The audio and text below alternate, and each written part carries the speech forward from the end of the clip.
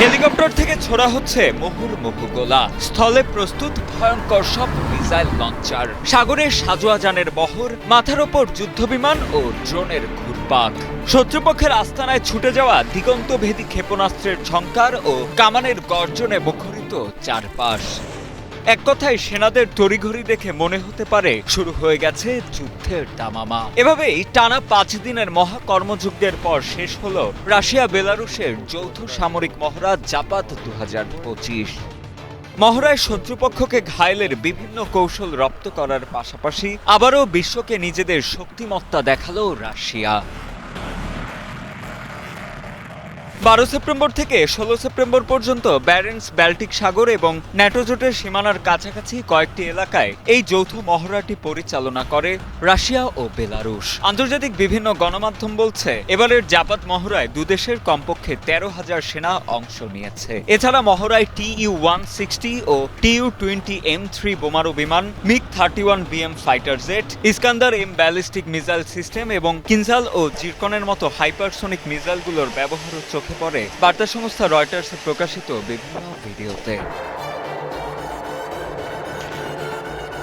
মহড়া পর্যবেক্ষণের জন্য বেলারুশের প্রতিরক্ষা মন্ত্রণালয় মার্কিন যুক্তরাষ্ট্র সহ মোট 23টি দেশের সামরিক অ্যাটাশেদের আমন্ত্রণ জানায়। এতে ন্যাটোর সদস্য রাষ্ট্র যুক্তরাষ্ট্র, তুরস্ক ও হাঙ্গেরিও উপস্থিত ছিল। বেলারুশের প্রতিরক্ষা মন্ত্রী ভিক্টর খলিনিন মার্কিন কর্মকর্তাদের আশ্বস্ত করে জানান যে তারা মহড়ার সবকিছু দেখার এবং পর্যবেক্ষণ করার সুযোগ পাবেন।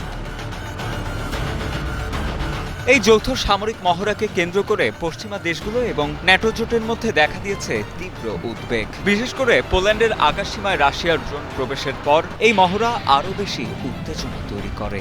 এর পাল্টা প্রতিক্রিয়ায় পোল্যান্ড সাময়িকভাবে বেলারুশের সঙ্গে তাদের সীমানা বন্ধ করে দেয় এবং ন্যাটো জোট ইস্টার্ন সেন্ট্রি নামে পাল্টা সামরিক অভিযান ঘোষণা করে। তবে মস্কো এবং মিন্স্কের পক্ষ থেকে এই মহড়াকে সম্পূর্ণরূপে আত্মরক্ষামূলক বলে দাবি করা হয়েছে। ক্রেমলিনের মুখপাত্র দিমিত্রি পেসকভ এই উদ্বেগকে রাশিয়ার প্রতি পশ্চিমা দেশগুলোর শত্রুতার ফল বলে আখ্যা দিয়েছেন। বিশ্লেষকদের ভাষ্য, এই মহড়া কেবল সামরিক প্রশিক্ষণই নয়, বরং এটি রাশিয়া এবং বেলারুশের পক্ষ থেকে ন্যাটোর প্রতি একটি স্পষ্ট বার্তা। সামরিক বিশ্লেষকরা বিশেষত উদ্বেগ প্রকাশ করেছেন, কারণ এই মহড়ার পরিকল্পনায় আরও শক্তিশালী ধ্বংসাত্মক ক্ষমতা সম্পন্ন অস্ত্র ব্যবহারের বিষয়টি অন্তর্ভুক্ত ছিল। 2021 সালের জাপাত মহড়ার পর ইউক্রেন আগ্রাসনের প্রেক্ষাপটে এবারের মহড়াকে ন্যাটো জোটের পূর্ব সীমান্তে ভবিষ্যৎ সংঘাতের একটি সম্ভাব্য ইঙ্গিত হিসেবে দেখছেন বিশ্লেষকেরা।